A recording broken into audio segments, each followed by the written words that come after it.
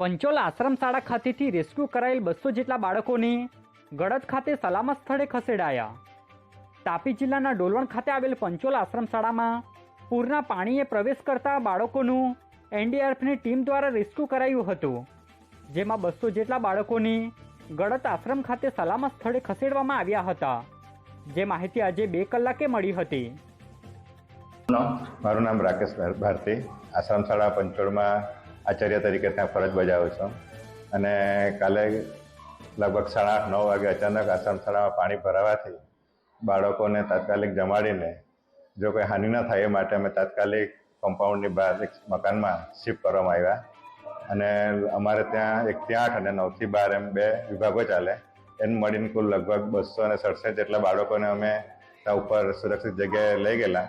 અને પછી પાણી વધારે ભરાવાથી પછી એનડીઆરએફની ટીમ લગભગ આવતા એમને સમય લાગતા લગભગ 3 વાગ્યાની આસપાસ રેસ્ક્યુ કરવાની કામગીરી ચાલુ કરી અને ભારે જહેમત બાદ આખરે સાંજે 5 વાગ્યા સુધીમાં બધા બાળકોને સહી સલામત ત્યાંથી બહાર કાઢી બોટ દ્વારા અને આશ્રમ શાળા ગળતમાં અહીંયા બધાને શિફ્ટ કરવામાં આવ્યા અને અહીંયા આવતાની સાથે બાળકોને સરસ જમાડ્યા પણ અને બપોરે નાસ્તો પણ આપ્યો અને બાળકોનું ભણતર ન બગડે એ હેતુથી એમને અહીંયા શિક્ષણ કાર્ય પણ ચાલુ રખાયું ઓનલાઈન ટીવી પર અને એ લોકોને જમવાનું રહેવાનું બધી વ્યવસ્થા અહીંયા સરસ કરવામાં આવી।